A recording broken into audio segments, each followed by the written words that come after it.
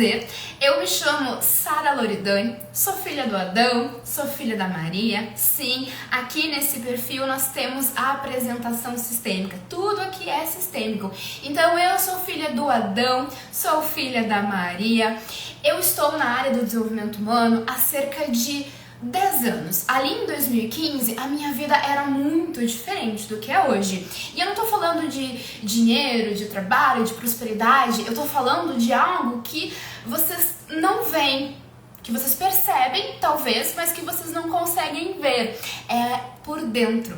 Internamente, eu era muito diferente do que eu sou hoje. Cheia das minhas inseguranças, dos meus medos, das minhas reatividades, carregadíssima de crenças limitantes. E lá em 2015, então, eu ouvi um chamado de me conhecer, recebi um convite de me conhecer, de olhar para dentro de mim e ingressei então nesse mundo. Lá atrás, lá em 2015, há 10 anos atrás, eu comecei como aluna. Eu comecei como hoje, muitas de vocês que estão aqui, eu comecei querendo me entender. Porque às vezes eu sentia assim, nossa, isso aqui não tá legal. Será que é assim? Será que é só comigo? Será que acontece com todo mundo? Eu tinha essa dúvida, eu sentia que algo parecia não tá bom, não tá certo, mas eu não sabia o que era. Então eu busquei o desenvolvimento humano justamente para entender, sou eu ou é o mundo que é assim? E qual foi a minha surpresa quando eu percebi que as coisas que eu sentia, as coisas que eu vivia, muitas outras pessoas também viviam, muitas outras pessoas também sentiam. E eu vi muita gente sendo curada. Muita gente que entrava carrancuda e saía mais feliz.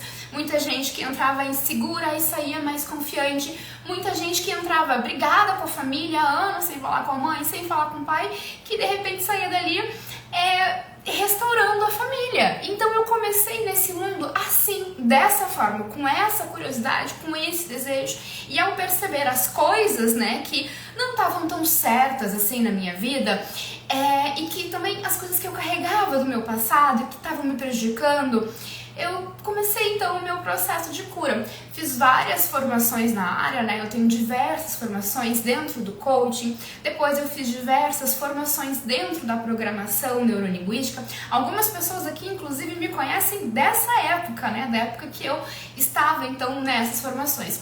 Foi então que eu percebi que toda a cura que eu tinha vivido, que eu tinha recebido, que eu tinha experienciado, que eu poderia sim compartilhar com outras pessoas. E talvez agora você esteja ouvindo isso e pensando, ai, que clichê, ela vai dizer isso, que ela se transformou e que ela transforma pessoas. E sim, é um clichê, e sim, eu vou dizer isso. E um clichê, ele só é clichê porque ele é verdade. Ser clichê não significa ser mentira. Eu acredito de verdade que quando você tem uma dor profunda lá dentro de você e você encontra a cura para essa dor, ou quando você descobre o caminho para a cura, a sua obrigação como ser humano é chegar para outro ser humano e dizer, sabe isso aí que você está sentindo? Eu sei o caminho, eu sei a cura, eu tenho, posso te mostrar, posso te ensinar. Você quer? Você quer. Jamais, em hipótese alguma, chegar querendo curar, transformar, né? As pessoas dizem, ai, Sara, eu queria tanto que meu marido constelasse, mas ele não acredita, eu queria que o meu filho não sei o que, mas ele não faz. O que eu faço pra ele mudar? Faz nada, não faz nada, não te cabe, faz a tua parte, seja você exemplo. Então, eu tive esse entendimento. Eu posso levar sim para outras pessoas a cura que eu encontrei, o conhecimento que eu adquiri, só que não é simplesmente conhecimento. Eu não vou chegar simplesmente para vocês e ensinar técnicas de coaching, técnicas de PNL, técnicas de constelação familiar, técnicas de treinamento comportamental. Não. Eu vou compartilhar com vocês o que eu vivi. Não adianta eu dar o conhecimento para vocês se vocês não converterem esse conhecimento em vivência. Então eu venho com conhecimento, empacoto ele com a minha experiência e desejo que transforme para vocês em vivência. E talvez agora você esteja cachorros latindo. Que meu marido deve estar chegando em casa. Ei, Dina! Não! Que isso? Ó, entrou. Tô ouvindo o barulho da porta, entrou. Vamos seguir. Passou os cachorros, continue focando aqui em mim. Então, galera, eu levo o que eu aprendi, o que eu vivi, e é isso que faz sentido para milhares, centenas, dezenas de pessoas. Pessoas que eu já atendi, pessoas que eu ministrei treinamento, pessoas que eu ministrei vivência. A gente teve uma vivência agora no sábado, com um grupo de 6 mulheres que saíram de lá impactadas. E durante a dinâmica, durante o treinamento, eu estava sentada no chão, conduzindo elas numa dinâmica e estava chorando, porque eu estava vivendo aquilo. Eu estava ainda passando pelo meu processo de cura. E isso é uma coisa importante que vocês entendam. Processo de cura. Processo, do latim. É caminho, gente. Não é assim, pá, mudei. Não existe de vocês terem, ai, quebrei meu pé. Ai, toma aqui o remédio, curou. Ai, não sei, tô com dor, não sei o que. Ah, faz isso aqui. Pá, curou. Não existe, gente. Tudo é processo. Tudo é processo. E o processo, ele acontece na dose e na medida do que você dá conta. Não adianta pedir muito mais do que você dá conta se você não vai conseguir processar aquilo. Então, você tem uma dor, você precisa perceber que tem algo na sua vida que não está certo. Você precisa sentir uma dor, um incômodo. O ser humano, ele é movido pela dor. Pesquisas mostram que os nossos movimentos, eles se dão muito mais buscando evitar uma dor do que buscar um prazer. Eu não como por prazer. Eu como para não sentir fome e para não sentir aquilo que o prazer me proporciona, porque o prazer da comida, ele não é só o prazer da comida. O que aquilo significa para você? Eu fiz uma ferramenta com uma cliente minha, acho que há um mês atrás, que ela estava buscando melhorar a alimentação dela e aonde que ela pecava? No queijo. Se a comida tiver... Eu acho até que ela tá aqui. Se a comida tivesse queijo, tava lascada. Então a gente foi ferramentar através de uma mescla de constelação familiar com programação neurolinguística. A gente foi entender aquilo e a gente descobriu o quê? O que era o queijo? Era afeto.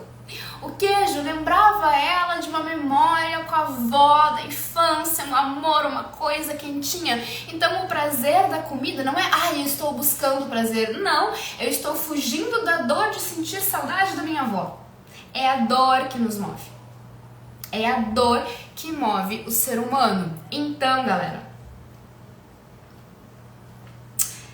basicamente, resumidamente, essa sou eu.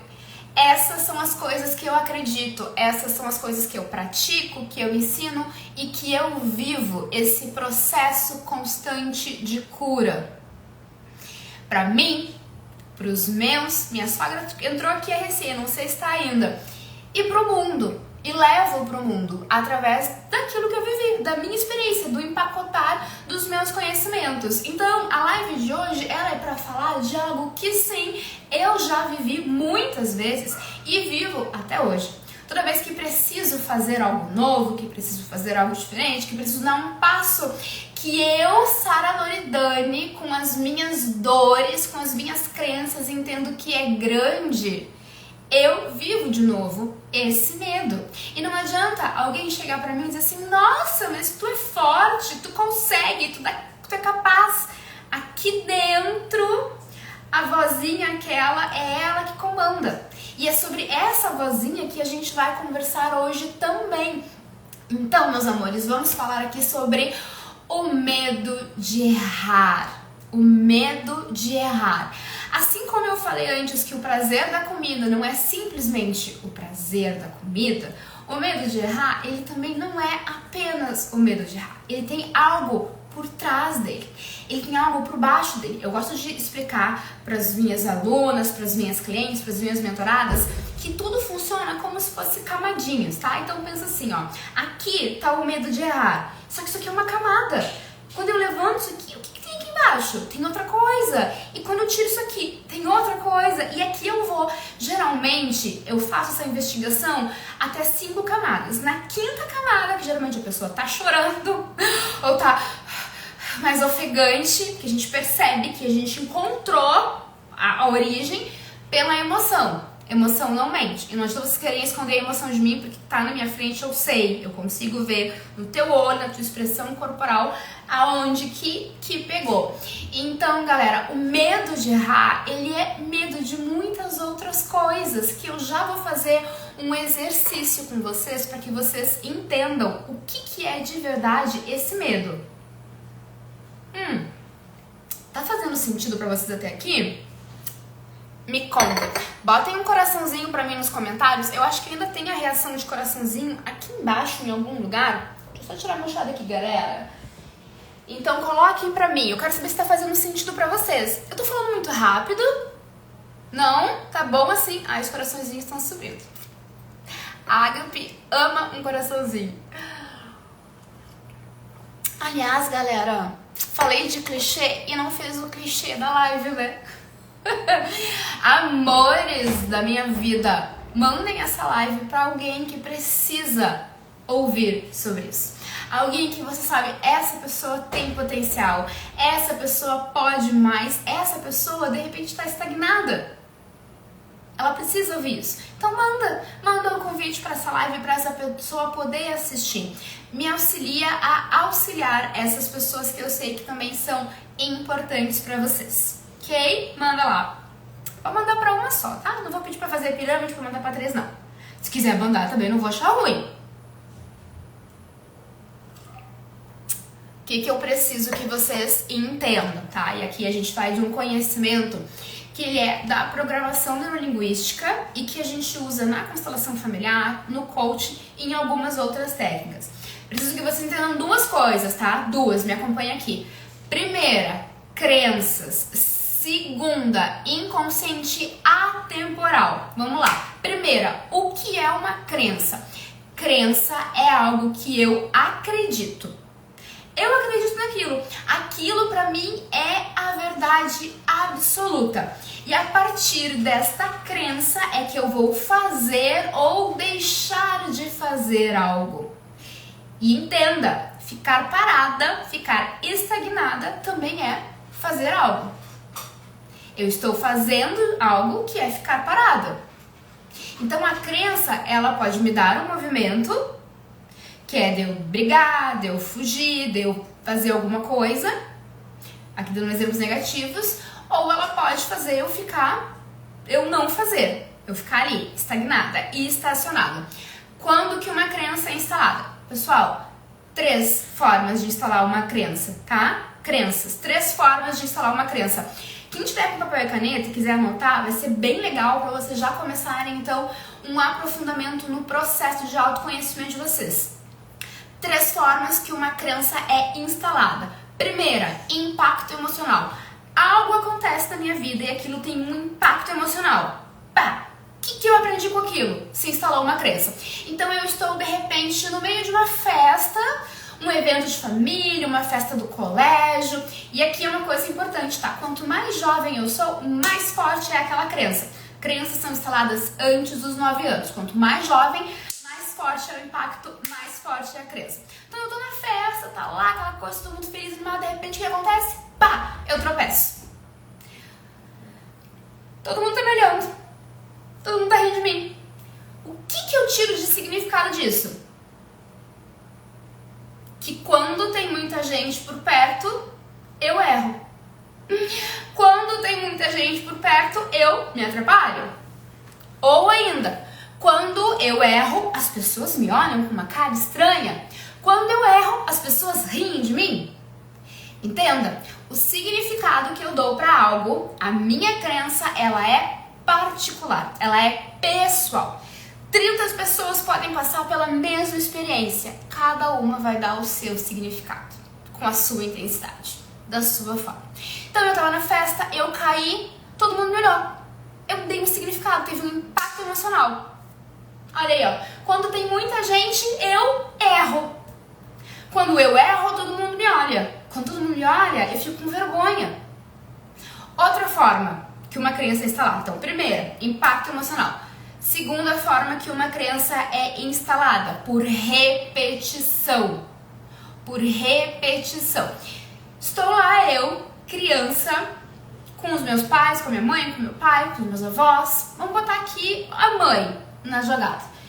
E aí a gente encontra alguém ali. E aí a pessoa me cumprimenta, eu criança. Ai, quem é essa mocinha? E a minha mãe diz assim, ai, ela é tímida. Ai, ela quase não fala. Daqui a pouco eu tava só processando a informação e a mãe, não, ela é tímida, ela não fala. Isso acontece 1, 2, 3. Daqui a pouco aquilo se repetiu tantas vezes a ponto de gerar um impacto emocional. E pá, criança, eu sou tímida. Quando eu estou com a minha mãe, eu sou tímida. Eu não falo. As pessoas perguntam quem eu sou e eu não respondo porque eu sou tímida. Eu não me expresso porque eu sou tímida. Então vamos lá. Segunda forma que uma criança é instalada, repetição. Terceira forma que uma criança é instalada, essa é bem comum e a gente quase não percebe. Padrão familiar. Padrão familiar. Eu venho de uma família onde as mulheres casam muito cedo. Então eu acredito que eu vou ter que casar muito cedo. E aí bate os 22, 23, eu não tô num relacionamento e eu começo a entrar em desespero, porque eu tenho que casar cedo. Essa é a minha crença, eu acredito que eu tenho que casar cedo, porque todo mundo na minha família casa cedo. Então eu também preciso casar cedo. Na minha família, todo mundo gagueja. Então eu gaguejo também. Todo mundo na minha família tem algum tipo de trava linguística, tem uma letra que não consegue pronunciar, fica nervoso, fica sem voz. Então acontece que comigo a mesma coisa, porque é uma crença familiar. Então as 3 formas que uma crença é instalada. Vamos lá. Vocês pegaram? Vamos lá? 3 formas que uma crença é instalada. Primeiro, impacto emocional. Algo acontece, gera impacto, instala a crença. Segunda forma que uma crença é instalada, repetição. Minha mãe me diz 1, me diz 2, me diz 3, e instalou a crença. Terceira forma, então, que uma crença é instalada, padrão familiar. A minha família faz isso, então eu também faço. E não necessariamente, galera, eu preciso ver aquilo, eu preciso viver aquilo. Porque a memória familiar, ela vem comigo. A memória familiar, ela é inconsciente.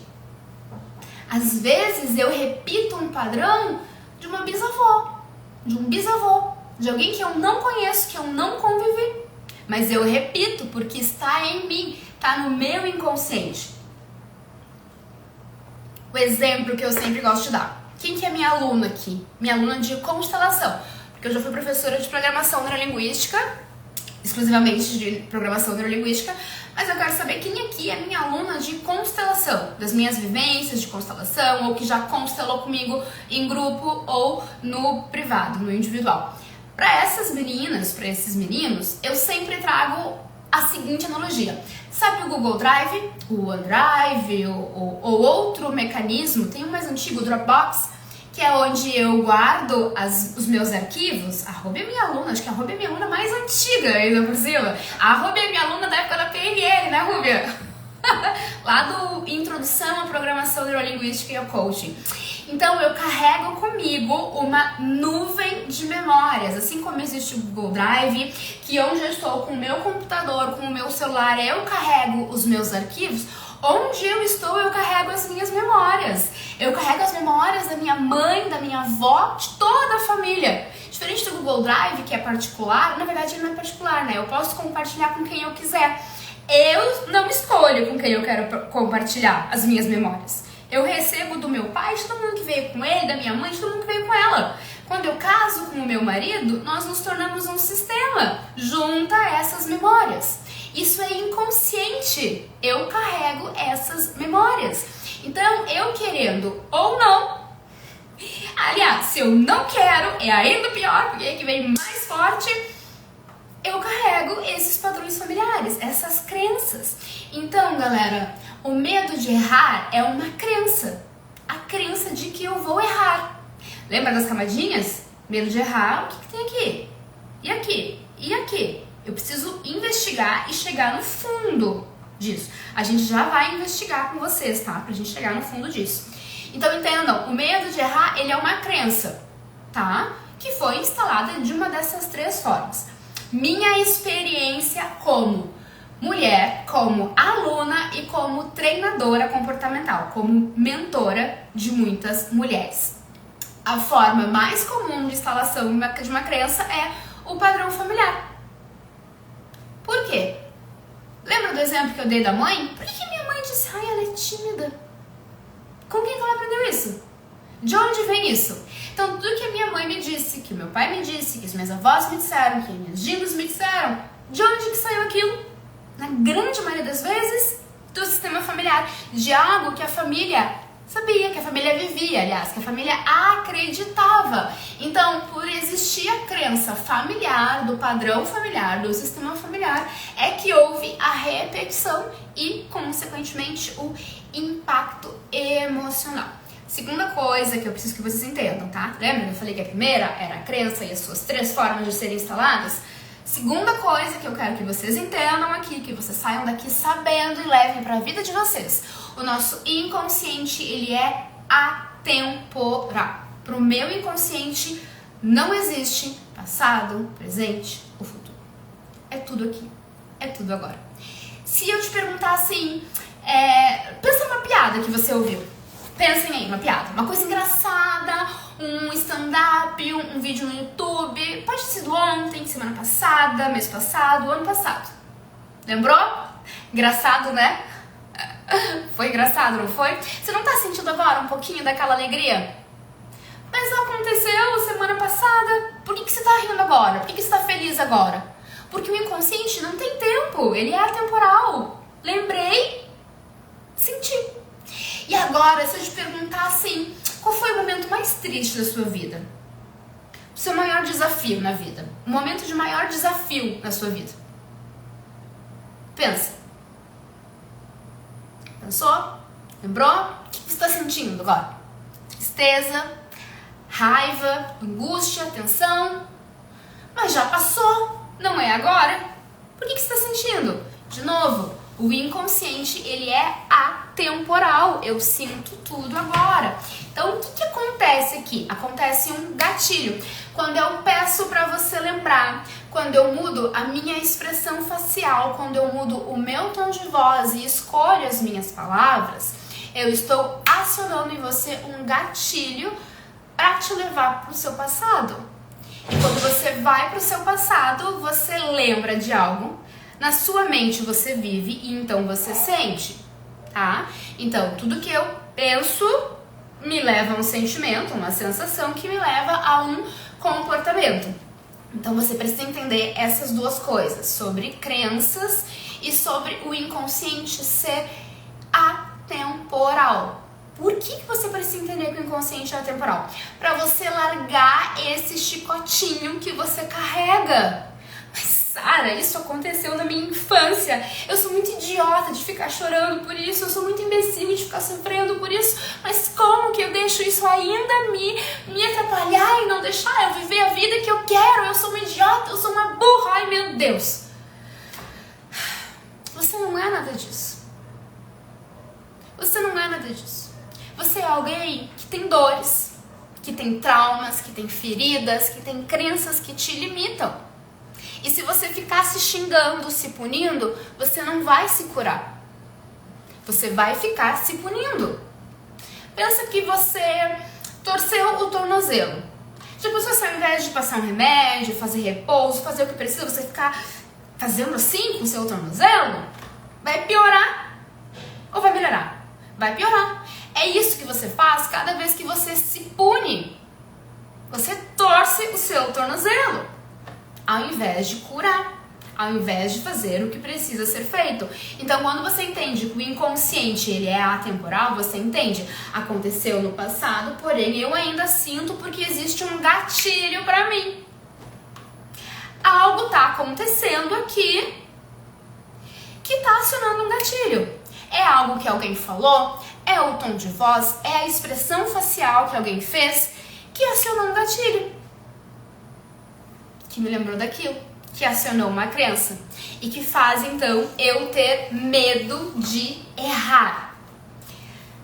Tá fazendo sentido? Vocês estão entendendo? Eu tô trazendo um conhecimento que ele é bem importante. Ele é bem importante. Quando você entende isso, você passa a se entender. Quando você entende essas duas coisas que eu estou explicando agora, sobre crenças e sobre o inconsciente ser atemporal, você passa a se perceber. A partir dessa percepção, você passa a se compreender. E se compreendendo, você pode se curar, se transformar. Me digam se está fazendo sentido para vocês até aqui. Tá ficando claro, galera? Me digam. Eu amo dar aula, porém eu amo dar aula no Zoom, porque aí eu vejo as pessoas, e se eu vejo vocês, eu sei que se vocês estão entendendo, está fazendo sentido. Aqui eu não os vejo, vocês me veem, então eu preciso que me digam. Tá fazendo sentido? Tô vendo que tá subindo o coraçãozinho. Coisa boa, tá subindo um coraçãozinho. Coloquem pra mim nos comentários, coloquem um joinha nos comentários, coloquem um coraçãozinho, algo que sinalize pra mim que, ok, Sara, eu estou entendendo, ok? Gente, que isso? Que efeito é esse? Olha eu sendo surpreendida pela vida. Como é que é aquela frase que a galera do Barras fala? Que vida me surpreenda. Que bom que tá fazendo sentido, Rúbia. Fran, maravilhosa. Que bom que você tá aqui. Que bom que tá fazendo sentido. Que bom. O Jonathan tá aqui também, né? O Jonathan, ele foi meu mentorado olha, antes da pandemia, acho que foi o quê? 2018, 2019, acho que foi 2019 por ali, né, Jonathan? Coisa boa ter vocês de volta por aqui. A Ruby é minha aluna faz tempo, a Fran também é minha mentorada faz tempo. Que delícia ver vocês aqui. Então, meus amores, vamos lá.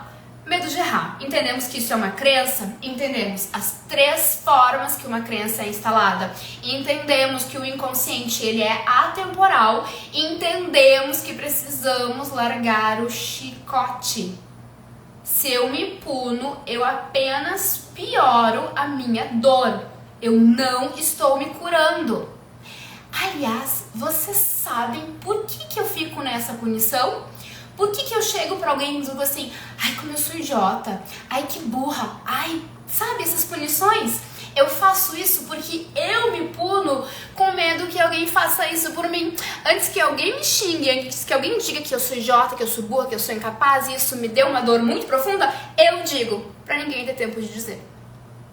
Então você acha que se você fica se punindo, você tá fazendo grande coisa e sendo consciente, você não tá. Você tá só fugindo. É só uma bengala que você usa. Tá bom? Precisava dizer. Doeu? Bateu? Doeu? Pega que é teu. Vai refletir, vai sentir, vai viver. E o medo de errar? O que o medo de errar faz com a gente? Eu quero fazer algo e eu tenho medo.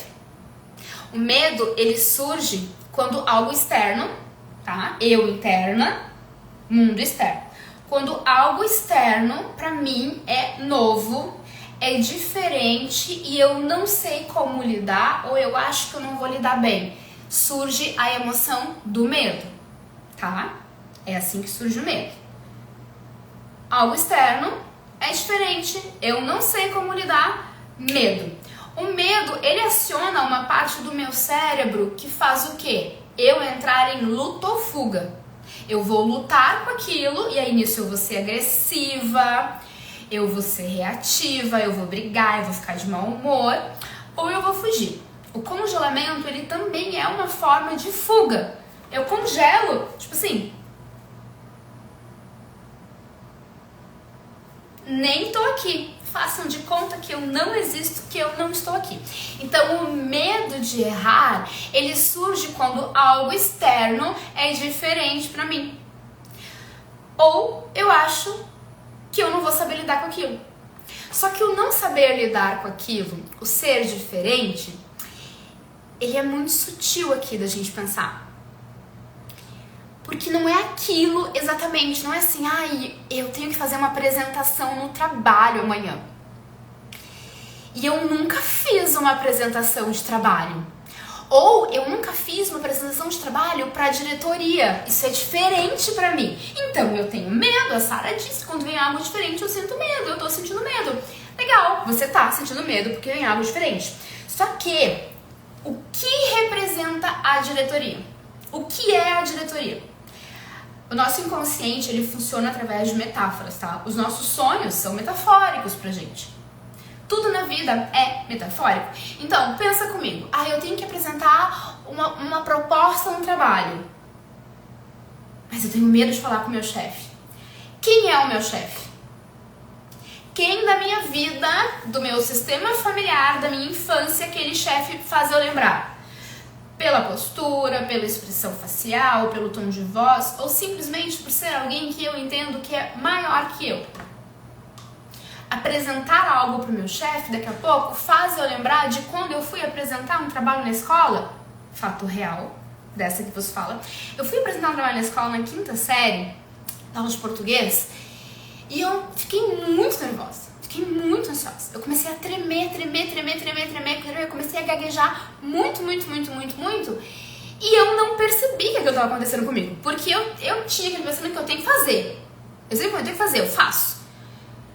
Tava fazendo, tava entregando, tava muito nervosa. E eu gaguejava e eu tremia. E aí quando terminou, a professora olhou pra mim e disse assim: a Sara quer ir tomar uma água, de repente, tá passando mal? Mas ela falou comigo assim, tipo, com um tom de deboche. Eu entendi que era um tom de deboche. Quando eu olhei pra turma e tava todo mundo segurando o riso,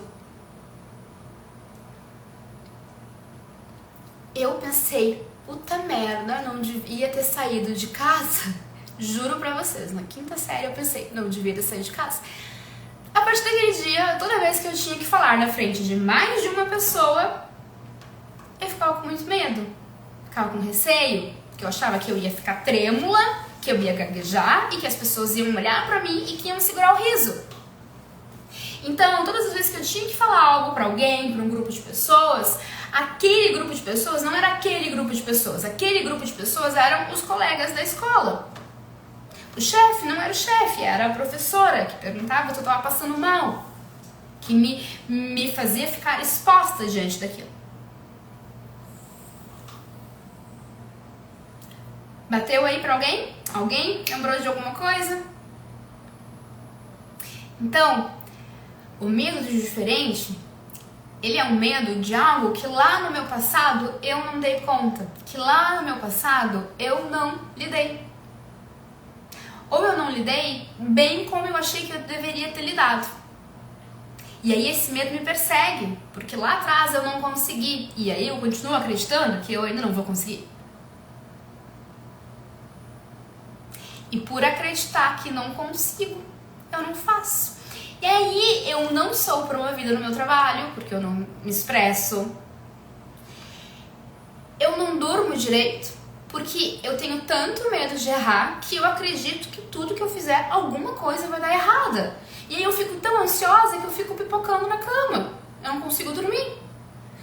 E aquele dia eu tinha que fazer tal coisa e eu esqueci lá no meu passado. Eu ia pra escola e eu sempre esquecia de alguma coisa, eu não dava um recado, eu não levava um bilhete, então eu acredito que agora eu vou sempre esquecer de alguma coisa. Então o meu medo de errar vem acompanhado do meu medo de esquecer alguma coisa. E aí hoje eu tenho que fazer algo, eu acho que eu vou esquecer de algo, eu acho que eu vou errar, eu acho que eu vou ser xingada, e aí eu não durmo.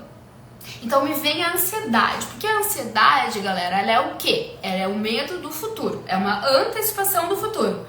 Ansiar por algo. Então, se eu tenho medo de errar, isso me gera ansiedade. E aí eu não durmo direito. Aonde que eu desconto? Na comida. Eu faço o quê? Eu passo o dia inteiro só reclamando. Por quê? Lembra que eu falei? Pensamento, sensação, comportamento. Se eu penso, eu vou errar, que tipo de sensação me dá? Uma sensação horrível. E aí, de novo, eu entro no luto ou fuga. E aí o meu luto, o que é? Xingar todo mundo o dia inteiro. Reclamar de tudo o dia inteiro. Simplesmente porque eu estou com medo de errar. Inimaginável enxergar você com vergonha de falar. É verdade. Eu olho pra trás e digo, é mesmo? E eu digo, é É mesmo. Meu Deus, eu era um bichinho do mato. Um bichinho do mato.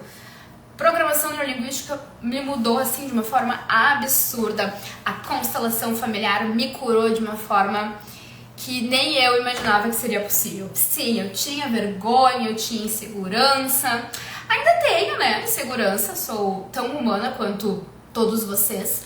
Porém, estou nesse meu processo de cura já há 10 anos. Então, lá atrás, sabe aquela história? Quando eu cheguei aqui, tudo isso era mato? Quando eu cheguei aqui, no autoconhecimento, no desenvolvimento pessoal, tudo isso aqui era vergonha, insegurança e crença. E agora estou aqui, um lindo jardim. Então, meus amores, eu quero agora fazer um exercício com vocês. Lembra que eu dei o exemplo da camada? Lembra? Camadinha, camadinha, camadinha, camadinha? Eu quero fazer um exercício com vocês para que vocês possam da PNL. Para que vocês possam entender o que tá por trás desse medo de errar. Vocês topam fazer o exercício? Deixa eu pegar minha água aqui, peraí. Vocês topam fazer esse exercício? Topam? É muito tranquilo, ninguém precisa se expor aqui, tá? Falar, se quiser, tá tudo certo, não tem BO. Porém, não é necessário, tá? O exercício, ele é muito simples, ele é muito tranquilo. Você precisa apenas se sentir. Você vai sentir o seu corpo, principalmente o peito, as pernas e as mãos. Já explico por quê, tá? Então, eu vou falar frases pra vocês e eu quero que vocês sintam, percebam o corpo de vocês, as sensações, principalmente peito, pernas e mãos, bem? Então, vamos lá. Ah, Sara, preciso fechar o olho? Se quiser, é legal. Se não quiser, não precisa. Tá? Mas se quiser, é legal. Porque quando eu fecho o olho, eu ajudo a anular o meu consciente. Porque isso aqui tudo é inconsciente, tá, galera? Se ficar dando lógica agora, na hora de te dando razão, não vai funcionar, não. Larga, ó. Larga. Solta a lógica. Então, vamos lá. Respira fundo. Enche bem o seu pulmão de ar. E solta. Mais uma vez, enche bem o seu pulmão e solta. Quem sentir de fechar seus olhos, que feche. Quem ficar mais confortável com os olhos abertos, que os mantenha abertos. O seu medo de errar, na verdade, é medo de ser castigada. Sente aí no seu corpo. Quando eu digo castigada, medo de ser castigada, medo de ser punida, o que você sente? E se na verdade o seu medo de errar for o medo de ser rejeitada, o medo da rejeição. E se o medo da rejeição fizer você temer o erro, como está o seu corpo? O que você sente? Seu peito, suas pernas, suas mãos. Respira fundo. E se o seu medo de errar for, na verdade, o medo de não ser o suficiente, o medo de não dar conta,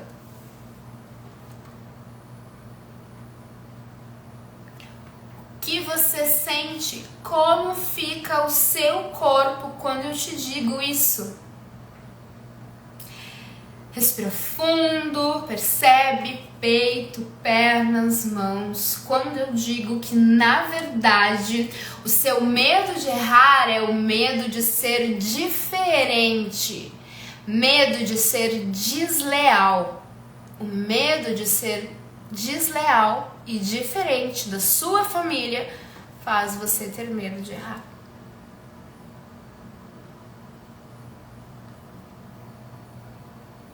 que você sente? Como está o seu corpo? Pernas, mãos, peito, qual o seu sentir? E se eu disser para você que na verdade o seu medo de errar é o medo de ser adulta? Você tem medo de ser adulta e por isso você tem medo de errar.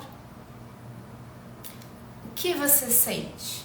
Como está o seu corpo? Como está o seu sentir?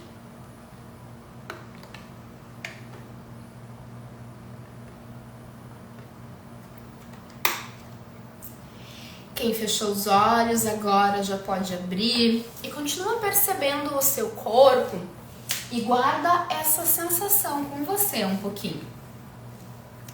Alguém sente de compartilhar aqui? Ah, Sara, eu senti que uma dessas razões, um desses medos é o meu. Sara, eu senti que é o medo de ser castigada, é o medo de ser rejeitada. Se alguém sentir de compartilhar aqui, se bateu ou o que bateu, pode ficar à vontade. Aqui é um ambiente seguro, onde você não vai ser julgada. Aqui é um ambiente de compreensão, de acolhimento. O que o seu medo de errar esconde? O medo de ser castigada, o medo de ser rejeitada, o medo de não ser o suficiente, o medo de ser desleal, diferente da sua família, ou o medo de ser adulta? Medo de ser adulta. Quando eu era criança, ninguém cuidava de mim. Mamãe trabalhava muito, papai trabalhava muito, tínhamos muitos irmãos e ninguém cuidava de mim. Então hoje eu quero ser cuidada. Então eu não faço as coisas, eu tenho medo de errar, porque se eu acertar, ninguém vai cuidar de mim. Então o medo de errar, na verdade, ele é desejo de errar. O medo de errar é medo de ser adulta, de dar conta de mim. A Rúbia colocou, por aqui ainda a danada da rejeição, de uma forma ou de outra ela aparece. A Elísia, medo de não ser o suficiente. O medo da rejeição, ele vem de um abandono, ele vem do não pertencimento. Às vezes a rejeição, ela é assim, como foi a minha. Meu pai foi embora. Eu conheci meu pai aos 15 anos, 16. Um ano depois, meu pai faleceu. Então eu tenho duas feridas muito grandes de rejeição. A primeira, lá da infância, que é quando meu pai foi embora, me abandonou. E anos depois, a crença se confirma quando ele morre. Porque para o inconsciente, a morte ela é um abandono. Então, o meu medo de errar, ele vem muitas vezes do medo da rejeição. Porque se eu fizer e não for tão bom quanto eu acho que as pessoas esperam de mim, será que elas vão me abandonar? Será que alguém vai me amar se eu errar? Então eu temo errar. Eu tenho medo de errar. Porque se eu errar, eu posso ser abandonada, eu posso ser rejeitada. O medo, só pra completar aqui, a rejeição, tá? Ela pode ser assim, como eu dei exemplo, que alguém foi embora, e ela pode acontecer por uma fração de segundos. Eu lembro muito de uma cliente minha que a crença de rejeição se instalou nela porque um dia ela se perdeu do pai e da mãe no supermercado. 5 minutinhos ela ficou perdida. Foi o suficiente. Então, às vezes é uma percepção, é uma mãe que trabalhava demais, é um pai que trabalhava demais, era alguém que cuidava muito, tinha um irmão doente, precisava cuidar dessa criança e não cuidava de mim, me sentia rejeitada. O medo de não ser o suficiente, ele geralmente, ele é do sistema familiar, tá? Porque é uma crença que eu já carrego há muito tempo. Onde as mulheres da minha família, elas não conseguiam, elas não davam certo. Vem muito junto, assim, com o medo de ser diferente da minha família, que eu já vou falar desse, tá? Então, o medo de não ser o suficiente é assim, nossa, será que eu sou inteligente? Será que eu sei me expressar? Será que eu dou conta? Aliás, e se eu fizer e der certo, eu vou dar conta? Medo de não ser o suficiente. Medo de ser punida, medo de ser castigada. Na infância, eu errava, eu me equivocava e eu era xingada, eu era repreendida. Crença. Instalou. E até hoje eu carrego isso comigo. Medo de ser desleal ou diferente. Alguém aqui bateu esse? O meu bate, tá? O meu medo de errar, ele vem da rejeição. Um pouco do medo de ser castigada é que depende das fases da minha vida também, né? É porque eu falei que é um processo. E o processo, ele não é linear, ele é cíclico. Expliquei para as gurias no sábado. O processo, ele é cíclico. Mas o que me veio agora, por último, ontem eu tava fazendo uma ferramenta de constelação, onde veio muito o medo de ser diferente, o medo de ser desleal. Dentro da constelação familiar, a gente tem 3 leis sistêmicas. Uma delas é o pertencimento. E por pertencimento, eu quero ser igual, eu quero ser leal. Então, pergunte-se aí, pra quem bateu o desleal, o diferente, pergunte-se: diferente de quem eu serei se eu acertar? Diferente de quem eu serei se eu acertar? Ou ainda, ao continuar assim, ao ter esse medo, ou ao continuar nesse emprego, nessa posição, ao continuar ansiosa, ao continuar sem conseguir cuidar da minha dieta, eu serei igual a quem? A quem eu estou agradando ficando nessa situação? Perguntas sistêmicas que vocês precisam se fazer constantemente. Quem eu tenho medo de desagradar? Quem eu tenho medo que vai me abandonar se eu não fizer isso ou se eu fizer errado? Façam essas perguntas sistêmicas para vocês constantemente. Tá fazendo sentido, galera? Tá batendo aí? Vocês estão anotando? Sim. Galera, quero abrir um espacinho aqui para perguntas, para dúvidas, tá? Eu tenho mais informação para passar, eu tenho mais uma ferramenta para passar para vocês. Eu ia fazer uma ferramenta de pai e mãe, mas acho que vou fazer uma ferramenta do medo. Uma ferramenta, as duas são sistêmicas, tá? Mas acho que vou fazer a do medo com vocês. Vocês querem olhar pro medo ou vocês querem pai e mãe? O que vocês querem? Me digam. Espaço aqui então aberto para dúvidas, questionamentos, apontamentos, insights e também para vocês me disserem, vocês querem ferramenta de pai e de mãe ou querem ferramenta de medo? Enquanto isso, convite bem legal para vocês, tá? 2 convites na verdade. Eu tenho disponibilizado para vocês uma aula sobre crenças, tá? É uma parte de um curso online que eu dei ao vivo para as minhas alunas ano passado. E a parte onde eu faço investigação de crenças com elas, tá? Então eu disponibilizo isso para vocês, para quem me segue aqui no Instagram. Quem quer essa aula sobre crenças, quem quer a ferramenta para investigar ainda mais as suas crenças, quando terminar essa live, vai ali no meu direct e escreve crenças, que aí vai o link para vocês, tá? Então o primeiro convite, na verdade, é um presente para quem quiser investigar as suas crenças. Vai no meu direct e escreve crenças, tá? E aí sim, o convite, não, o segundo, ele é um convite. Eu tenho um grupo no WhatsApp onde ele é exclusivo para envios de áudio. Uma vez por semana, pelo menos, eu vou lá e eu envio um áudio para reflexão, para um exercício de percepção, de compreensão e de autoconhecimento. O grupo, ele é exclusivo para áudios, ele é fechado, eu apenas mando esses áudios lá e ele é 0800, ele é gratuito. Então, quem quiser participar desse grupo, vai no meu direct também e escreve grupo, tá? Então, escreve crenças para quem quer a aula das crenças, a ferramenta das crenças, para investigar e se conhecer melhor, perceber as suas crenças.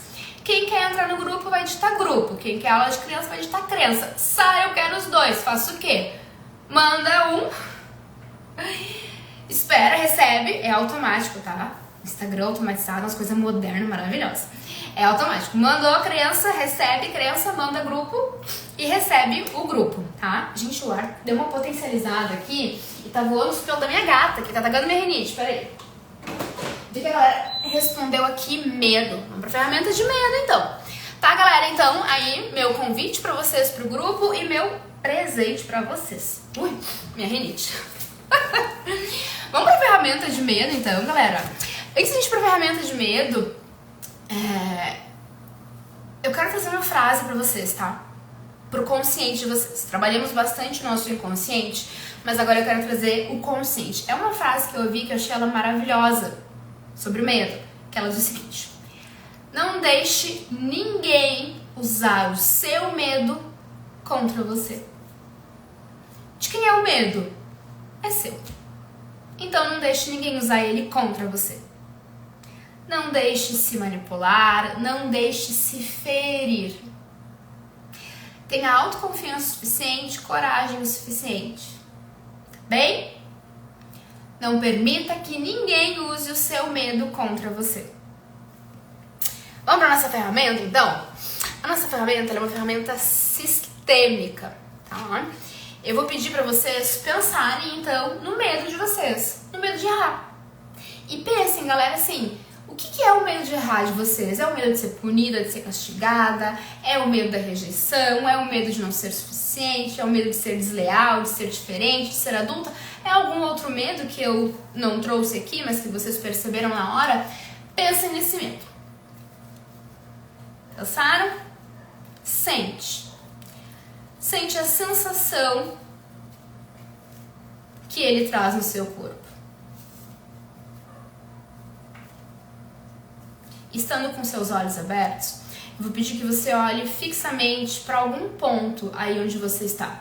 Pode ser a maçaneta da sua porta, pode ser uma planta, pode ser um objeto qualquer. Você vai escolher qualquer coisa que esteja na sua vista. E isso agora representa o seu medo. Olhe para o seu medo. Olhe para esse ponto, para esse objeto, até que você veja aí o seu medo.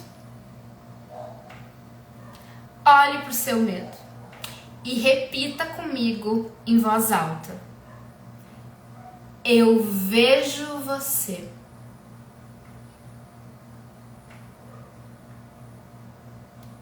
Você faz parte de mim.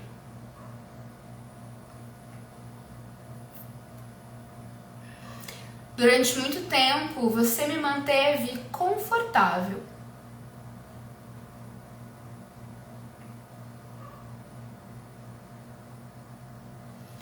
Você é fruto de uma dor. E eu decido curar essa dor.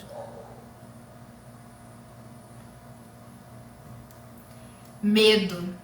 A partir daqui, eu me despeço de você.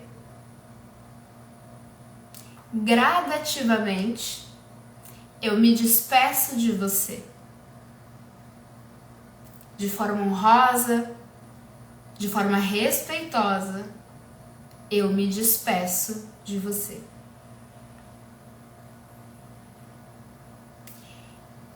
E ao dizer essas frases olhando para o seu medo, sente o seu corpo.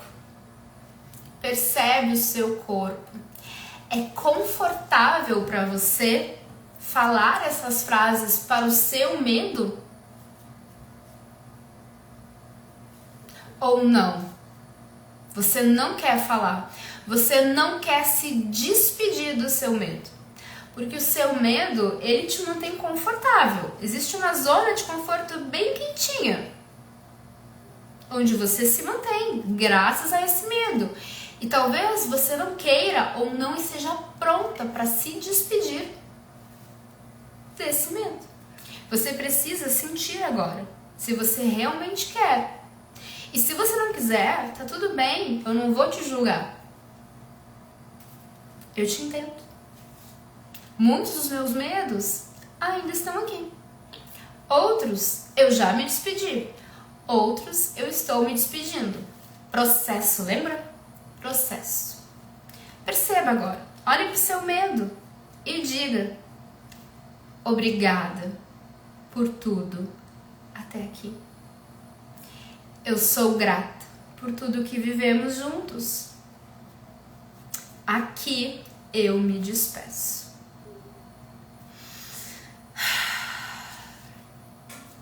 Ok. Sentiram? Bateu aí? Sim? Quem chegou agora, eu vi que entrou uma galera agora, eu vou deixar a live salva, tá? Assistam do começo, porque não é porque eu estou ensinando, mas é um conhecimento bem legal, bem importante. Faça um exercício bem importante. Envie essa live para alguém que precisa, tá bem? Bateu aí? Fiz com vocês aqui o exercício, inclusive. Aqui bateu, aqui eu senti. Pra gente encerrar, sempre que eu encerro um atendimento sistêmico, principalmente quando ele é exclusivo de constelação, a gente tira cartinhas sistêmicas. Então agora eu vou tirar cartinhas sistêmicas e eu vou pedir pra vocês pensarem no número de 1 a 3, tá? Pensa, 1, 2 ou 3. Eu vou tirar 3 cartinhas aleatórias aqui. Então eu estou tirando a cartinha número 1, estou tirando a cartinha número 2 e estou tirando a cartinha número 3. Pensaram no número 1, 2 ou 3. Vou pensar no número também, peraí. 1. Minha cartinha é número 1. Que já é a primeira que eu vou abrir. Carta número 1, pra quem pensou no número 1, quem sentiu o número 1. Obrigado. Por favor. Sinto muito. Eu acho que eu posso dizer isso pros meus medos. Obrigada por tudo que vivemos. Por favor, me libere. E sinto muito se em algum instante eu não fui grata. Cartinha número 2, pra quem tirou o número 2. Eu sigo a vida e nela vou fazer algo de bom em honra a você. Quem tirou a cartinha número 2. Eu sigo a vida e nela vou fazer algo de bom em honra a você.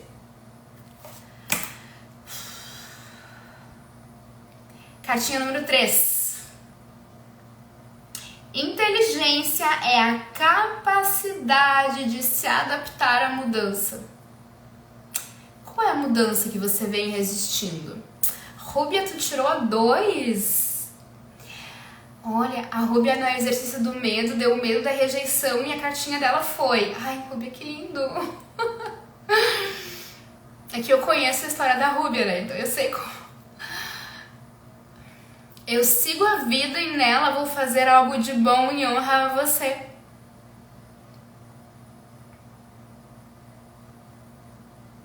Uau! Ainda bem que tem filtro no Instagram, que aí eu não preciso fazer maquiagem, nada, o filtro não borra. Amores da minha vida, seus lindos e suas lindas, muito feliz de ter vocês aqui, muito feliz de ser contribuição, de poder ensinar para vocês o que eu aprendi e de compartilhar com vocês o que fez a minha cura. Espero do fundo do meu coração que faça sentido para vocês, mas não que faça sentido aqui, que faça sentido aqui, que faça sentido para vocês, tá bom? Reassistam a live. Façam os exercícios. Quem chegou no final, assiste do começo. Quem lembrou de alguém durante a live, manda essa pessoa. E daqui a pouquinho nos stories eu vou postar a fotinho aqui das cartinhas pra vocês. Tá bom, meus amores? Beijos. Prazer estar com vocês. Tchau, seus lindos.